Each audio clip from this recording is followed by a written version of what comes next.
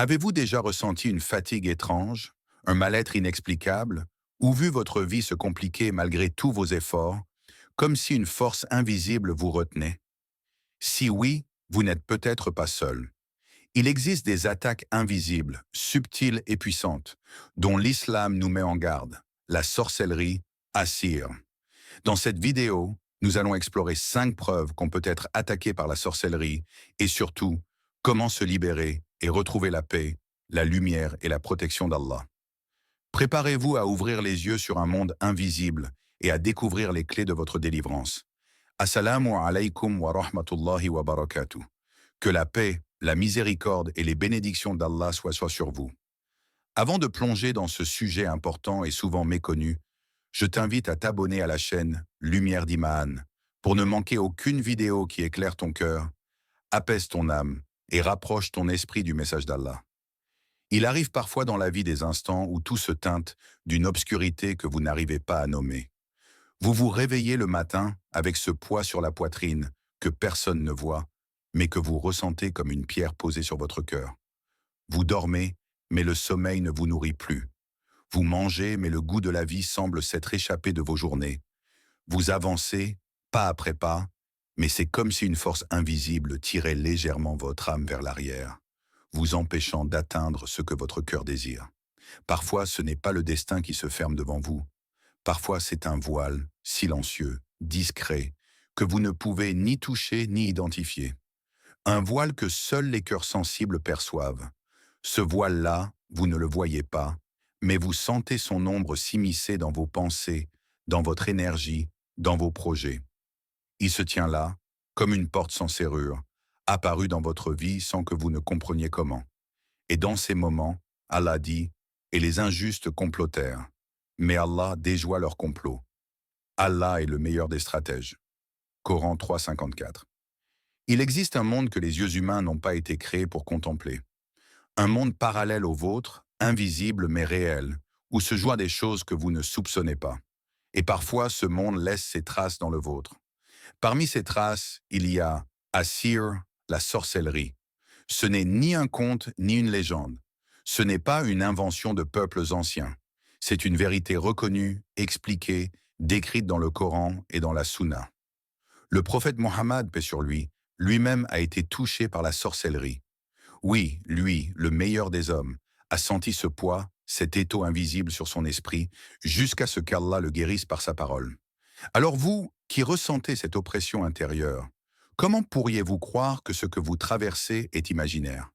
Et vous, dans votre vie, n'avez-vous jamais senti ce léger frisson de malaise, cette fatigue étrange, ce sentiment que quelque chose vous observe sans que vous ne puissiez l'expliquer? Il y a des douleurs qui ne viennent pas du corps, mais qui glissent silencieusement jusqu'au fond de votre âme.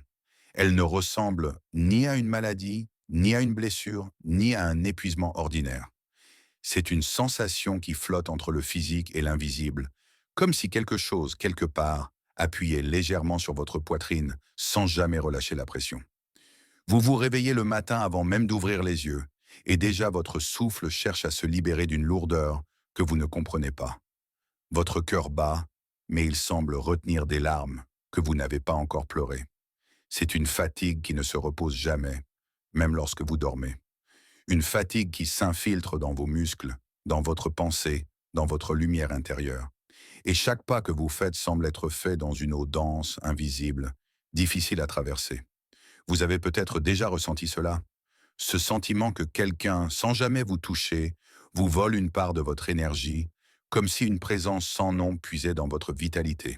Et Allah dit dans son livre, « Et nous faisons descendre du Coran ce qui est une guérison et une miséricorde pour les croyants. » Coran 17,82.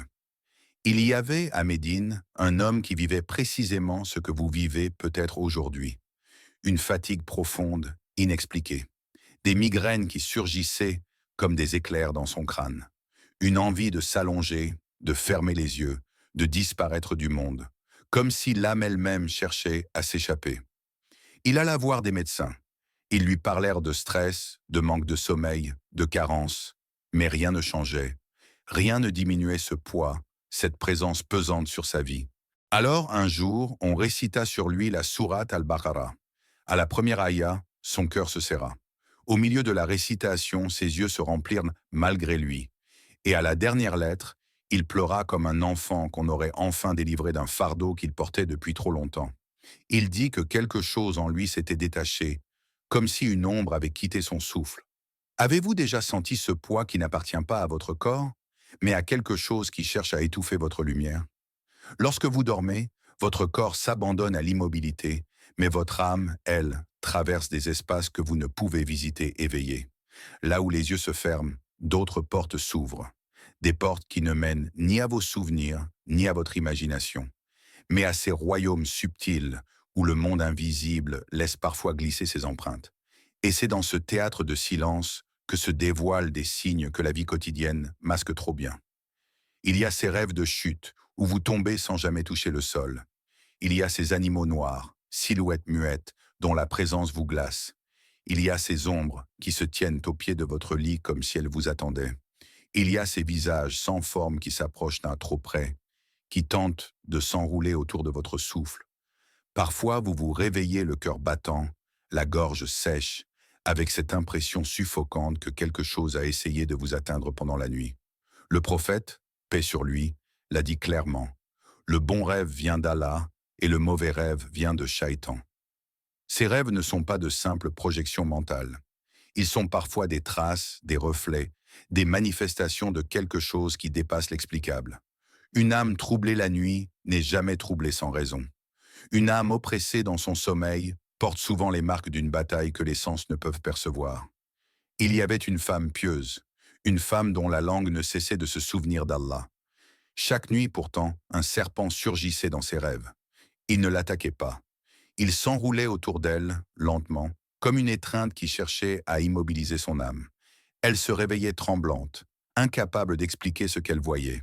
Ce n'était pas un simple cauchemar, c'était un signe, un avertissement, une intrusion dans le monde nocturne où les vérités cachées prennent forme. Un jour, poussée par une intuition qu'Allah dépose dans le cœur de ses serviteurs sincères, elle fouilla devant sa porte. Et là, enfoui sous une couche de poussière, se trouvait un sachet noué de fils, de nœuds et de terre noire. Une sorcellerie, un piège spirituel posé là pour atteindre son âme pendant qu'elle dormait. Et vous, avez-vous déjà eu un rêve qui semblait trop réel pour n'être qu'un rêve? Il y a des moments dans la vie où tout bascule si soudainement que vous en perdez la voix.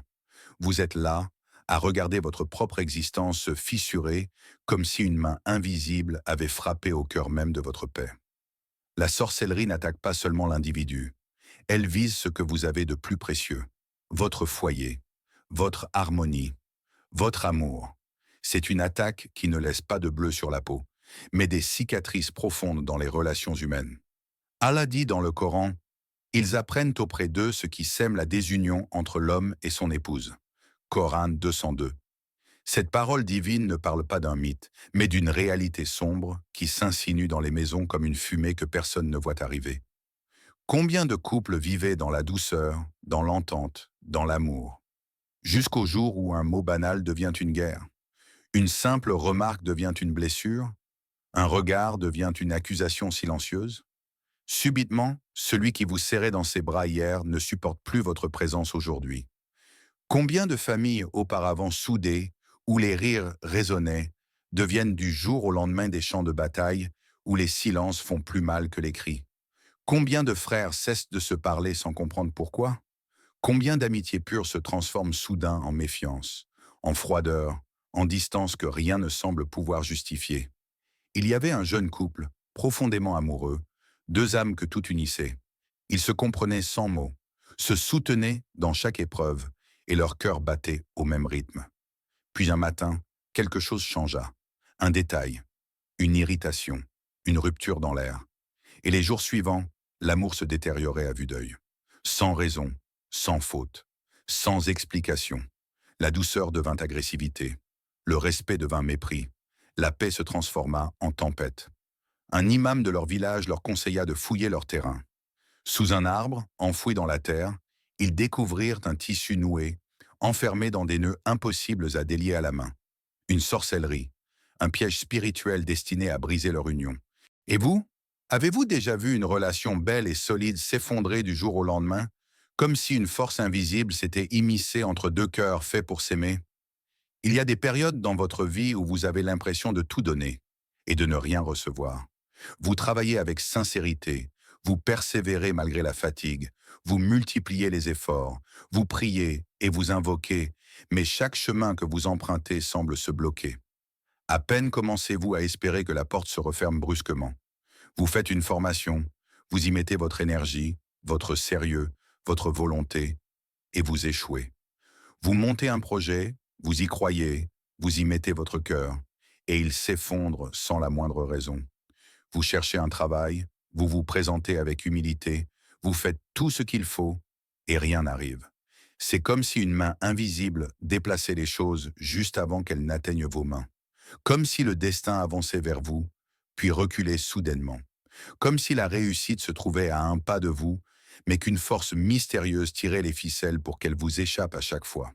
Et vous commencez à douter de vous, à douter de vos efforts, à douter de votre valeur. Mais Allah dit, et quiconque place sa confiance en Allah, il lui suffit. Coran 65, 3. Ce verset n'est pas une simple phrase motivante. C'est une arme, une promesse, un rappel que la clé de votre délivrance n'est pas hors de portée. Parfois, ce n'est pas votre travail qui manque. Ce n'est pas votre intelligence. Ce n'est pas votre préparation. Parfois, avant la victoire, il faut briser les chaînes invisibles qui vous retiennent. Parfois, avant de recevoir, il faut purifier ce qui vous empêche d'avancer. Il y avait un homme qui vivait cet échec répétitif depuis des années. Chaque opportunité glissait entre ses doigts. Chaque entretien, chaque projet, chaque démarche finissait par s'annuler au dernier moment. 2 ans de blocage, 2 ans de frustration, 2 ans de portes fermées, jusqu'au jour où un frère lui conseilla la ruqya. On récita sur lui les paroles d'Allah, et soudain, son corps réagit. Il vomit quelque chose d'inexplicable, comme si un fardeau ancien quittait son être. 1 semaine plus tard, il trouva un emploi. Le blocage était tombé. Et vous, combien de fois avez-vous été à un pas de la réussite avant que tout ne s'effondre sans raison? Il existe un signe silencieux, presque imperceptible au début, mais terriblement dangereux lorsqu'il s'installe. C'est lorsque votre cœur commence doucement à s'éteindre. Vous ne l'entendez pas, vous ne le voyez pas, mais vous le ressentez. Cette lumière intérieure qui brillait autrefois avec force se fait de plus en plus faible, comme une bougie dont la flamme tremble face à un vent invisible. Vous voulez prier et vous n'y arrivez pas.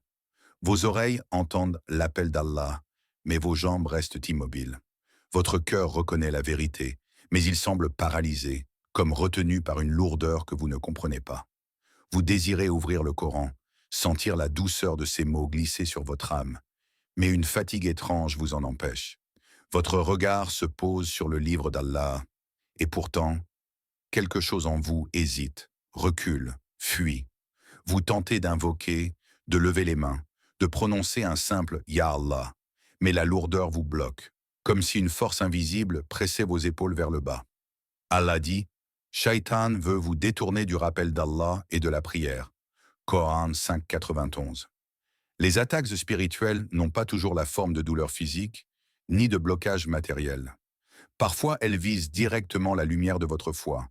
Elles s'attaquent à ce lien intime entre vous et votre Seigneur. Elles cherchent à éteindre la connexion la plus précieuse que vous possédez, celle qui vous relie à la paix, à la vérité, à la miséricorde. Dans certaines villes, des jeunes dont le cœur vibrait au rythme des prières de la mosquée ont vu leur foi s'amenuiser sans comprendre pourquoi. Un jour, ils étaient présents à chaque prière, les yeux brillants d'amour pour Allah. Le lendemain, l'envie disparaissait, la motivation s'effondrait, la foi semblait se dissoudre comme une trace d'encre dans l'eau. Ils se disaient « Je ne comprends pas, j'ai envie de prier, mais je n'y arrive pas ». Plus tard, ils découvrirent que quelqu'un, par jalousie, par rancœur ou par pure noirceur, avait lancé sur eux une sorcellerie destinée à les éloigner d'Allah. Et vous, avez-vous déjà senti votre cœur se refroidir soudainement, comme si une force vous coupait de celui qui vous aime plus que toute chose? La sorcellerie existe, les attaques existent, les blocages invisibles existent.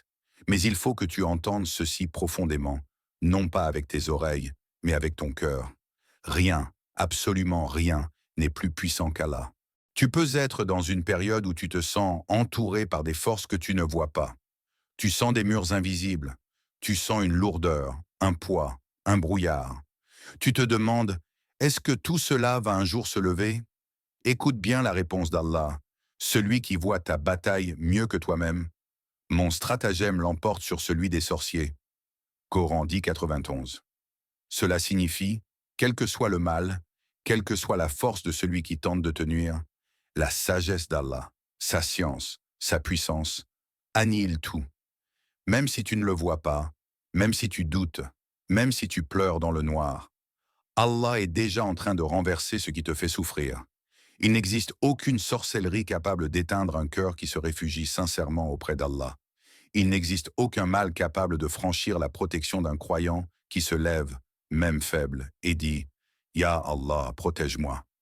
Chaque fois que tu fais une invocation, même avec un cœur fatigué, chaque fois que tu lis une sourate, même si c'est difficile, chaque fois que tu t'acharnes à demeurer dans le halal malgré tes blessures, tu es en train d'arracher les chaînes que Shaitan pensait solides. Allah ne laisse jamais tomber celui qui lutte. Jamais. C'est dans les nuits les plus sombres que sa lumière se montre la plus proche. C'est dans les combats invisibles que sa protection se révèle la plus puissante. C'est dans les moments où tu te sens le plus faible que sa victoire est la plus proche. Alors tiens bon, accroche-toi, ne t'arrête pas. Si tu savais ce qu'Allah prépare pour ceux qui restent sincères, tu ne cesserais jamais de mettre ta confiance en lui. Lorsque l'invisible te touche, lorsque tu sens que quelque chose entrave ta vie, tes pensées, ton cœur, il ne suffit plus d'attendre que les choses changent. Tu dois activer les armes qu'Allah et son messager, paix sur lui, t'ont laissées. Ce ne sont pas de simples mots, ce sont des remparts, des épées, des boucliers. Si tu les appliques avec sincérité, discipline et constance, tu verras la délivrance. Voici les clés, une par une, expliquées avec puissance. 1. Réciter sourate al-Baqarah chez soi. Le prophète, paix sur lui, a dit que la sorcellerie ne résiste pas à cette sourate. Elle chasse les shayatines, purifie les murs, l'atmosphère, l'âme. Même si tu la récites difficilement, même si tu mets plusieurs jours, continue. Chaque verset est une lumière qui brûle le mal. 2. Ayat al-Kursi, matin, soir et avant de dormir. Ce verset est un bouclier absolu. Il protège ton foyer, ton sommeil, ta famille, ton mental. Tu construis autour de toi une forteresse que rien ne peut franchir. Dis-le avec présence, pas juste avec la langue. 3. Les trois couls, Ikhlas, Falak, Nas, 3 fois matin et soir. Ce sont les sourates de la protection totale. Elles ferment les portes aux sorciers, aux jaloux, aux mauvais œils, aux ombres invisibles. Récite-les comme si tu étais en train de nettoyer ton âme. 4. L'eau coranisée, réciter, boire, se laver. Lise dessus Al-Fatiha, Ayat al-Kursi, Al-Ikhlas, Al-Falak et An-Nas. Puis bois-en un peu chaque jour. Lave ton visage, tes bras, ton corps. C'est une purification intérieure et extérieure. Tu sentiras une légèreté, parfois même une réaction. C'est normal. Le mal se détache. 5. Le dhikr constant. La ilaha illallah. Hasbiya Allah. Subhanallah. Ce sont des ancres spirituelles. Elles apaisent le cœur, brisent les attaches invisibles, rassemblent tes pensées. Le dhikr te réveille, te protège, te reconnecte à ta vraie force. Allah. 6. La sadaqa, l'arme que beaucoup sous-estiment, le prophète, paix sur lui, disait que la sadaqa éteint les calamités. Tu ne sais pas combien de portes de lumière tu ouvres en aidant un pauvre, un orphelin, une famille en difficulté. Parfois, la délivrance ne vient pas d'un verset que tu récites, mais d'un cœur que tu aides. 7. La ruqya légiférée, pas les charlatans. Fais-la toi-même ou fais-toi aider par quelqu'un de fiable, pieux, qui ne demande ni objets étranges ni méthodes suspectes. La ruqya n'est pas un spectacle, c'est une adoration. Tu récites les sourates de protection, tu souffles légèrement, tu demandes à Allah de te libérer. C'est simple, pur, prophétique. Et Allah dit, pour que tu ne doutes jamais, lorsque mes serviteurs t'interrogent sur moi, alors je suis tout proche.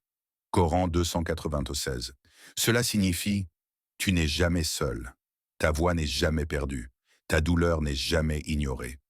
Dès que tu l'appelles, même avec un souffle épuisé, Allah est déjà proche. Plus proche que ton souffle, plus proche que ta peur. Mon frère, ma sœur, je veux que tu écoutes chaque mot, que tu le laisses descendre profondément dans ton cœur, là où les chaînes invisibles se logent parfois. Tu n'es pas fou, tu n'es pas faible, tu n'es pas abandonné, même si tes yeux ont pleuré, même si ton âme s'est sentie seule, même si le poids du monde t'a semblé trop lourd. Tu es en guerre, oui, mais ce n'est pas une guerre contre toi.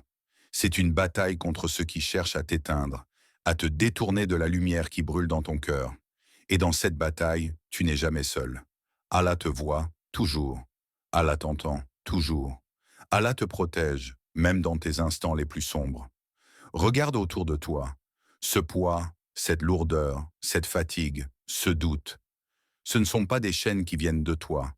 Elles viennent de forces invisibles, de mains jalouses, de cœurs mauvais, mais elles ne peuvent rien contre celui qui place sa confiance en Allah. Le prophète, paix sur lui, a marché sur cette terre, affrontant les mêmes ombres invisibles, les mêmes complots que toi. Et Allah l'a protégé. Si Allah peut protéger le meilleur des hommes, alors combien plus ne te protégera-t-il pas, toi, son serviteur sincère? Les portes de la délivrance sont devant toi. Elles ne s'ouvrent pas pour ceux qui restent immobiles dans la peur ou le désespoir. Elles s'ouvrent pour celui qui ose lever la main, pour celui qui ose parler à son Seigneur, pour celui qui ose dire « Allah, je t'invoque, je me tourne vers toi, libère-moi ». Fais le premier pas, même un pas timide, même un pas qui tremble. Rapproche-toi d'Allah aujourd'hui avec ton cœur, avec tes larmes, avec ta sincérité. Récite les paroles, fais le dhikr, lis son livre, applique la ruqya légiférée, donne la sadaka et vois comment il transforme ce qui semblait impossible. Regarde, observe la lumière revenir dans ton cœur, observe la paix reprendre place dans ton esprit, observe tes chaînes se briser, une à une, devant la puissance infinie d'Allah. Et souviens-toi toujours, chaque souffle que tu prends, chaque battement de ton cœur, chaque pas vers lui, est un pas vers la liberté, la délivrance et la protection éternelle. Mon frère, ma sœur, ne recule pas. Aujourd'hui, c'est ton moment.